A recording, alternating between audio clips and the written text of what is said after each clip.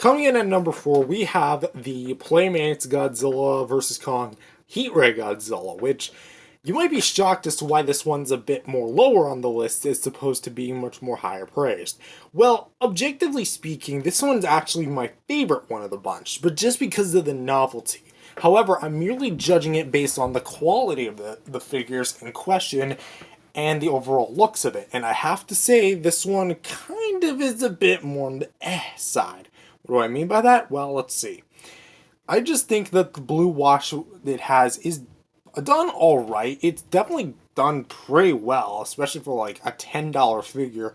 But I feel like my main problem is just you scuff the mouth over time as you use it, and not to mention the beam just kind of droops over time. Like it was originally like this, now it's like that. And another thing I also want to point out is just how prone this thing is to paint chippage, even though this is like, again, a $10 toy, not expecting like the most of quality. But again, for what it is, it's not bad in the slightest. I have to say that it's my favorite one, objectively speaking, but it's not the best quality-wise, which is kind of what we're looking for here. And plus, I just think that the one from the 2024 movie, Godzilla Kong the New Empire, just does it a little bit more better. Had it had the translucent fins and the dry brushing, that would have been the peak of the figures.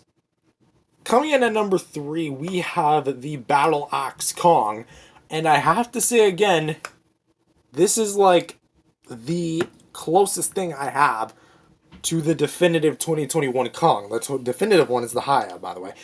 And I have to say, like, again, this thing does so much right. There's really nothing inherently wrong with it.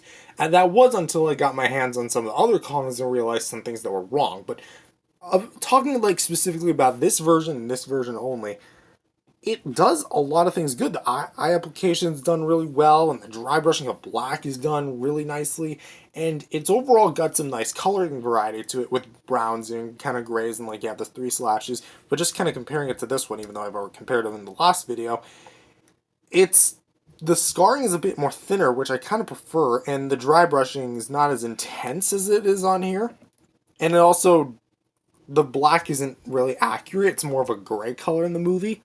But again, totally fine on its own. The Battle Axe, I wish I had a bit more color variety, but the blue is actually done really nicely. So, and also the opposability. What is there else to ask for? Swivel hinges. Oh, I already went over it. Swivel hinges at the elbows, shoulders, and hips, and then hinges for the knees and swivels for the feet and hands, or sorry, the hands and head. So really, this is like the most well done, I would say, objectively speaking, but definitely not like the highest quality of them. Here at number 2, we have the Playmates Godzilla vs. Kong Radio Tower Godzilla. And the reason why this isn't number 1 is just because of a few reasons that I got on my release, which I think I should probably point out. First thing is, mine does not have that much paint on the tail. In fact, there's nothing at all. And I will also say that I kind of wish the accessory wasn't just a radio tower. Again, he never attacks a radio tower in the movie. Maybe at one point he was supposed to have a scene where he does attack a radio tower, and they just said, screw it, let's release the figure anyway. Or they just needed another Godzilla to companion him with the other Heat Ray Godzilla to like even it out. Like 2 Mechagodzillas, 2 Kongs, 2 Godzillas, although I think it's like 4 Godzillas and 4 Kongs now. Yeah. But objectively speaking, this is probably better. Well, at least to me, it's better than this one is. Why? The color just appeals to me a lot more. It actually has a bit more of a better appearance with the lighter kind of nail color as opposed to the lighter nails on the darker figure body. And I just like the way that it's sprayed here. Again, I also like the translucent plastic, but it just looks better for me. Also, the orange eyes, I do like them. It just pops a bit more because it's much more vibrant. And the accessory, it's alright. It's soft plastic. It feels like right here where you kind of grasp it, you just like shear that right off. But for what it is, again, not bad in the slightest. I think I just got a little bit more of the dud. And finally, for number 1, I have to go with the the Battle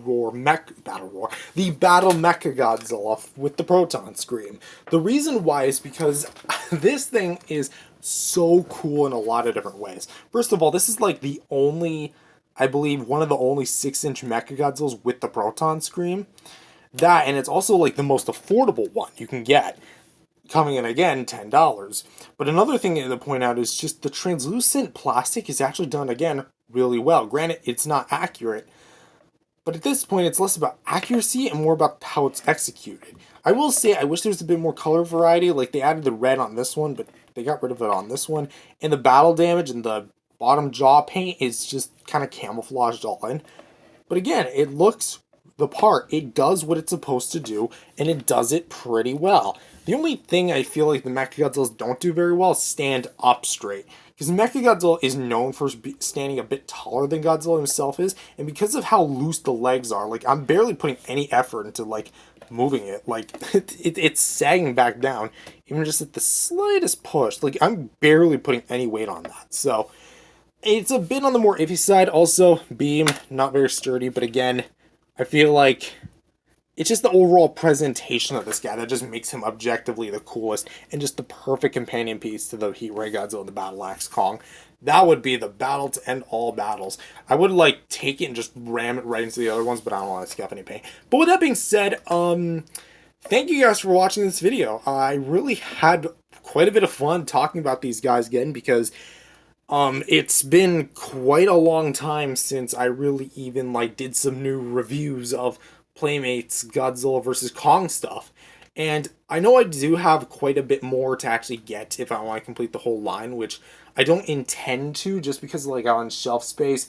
Because right now, all my Monsterverse stuff from Kong Skull Island to Godzilla Kong the New Empire share one unique part of my shelf, and these guys take up so much of said space that I have to start getting rid of some figures, and I don't really want to do that right about now. But then again, I'm the same guy who bought like 5 versions of the 2021 Godzilla. Anyway, thank you guys for watching this video. If you guys liked it, please subscribe to the channel. Believe in Jesus, I said, and as always, every day, spread the gospel. And I'll see you guys in the next video. Peace out, everyone. God bless.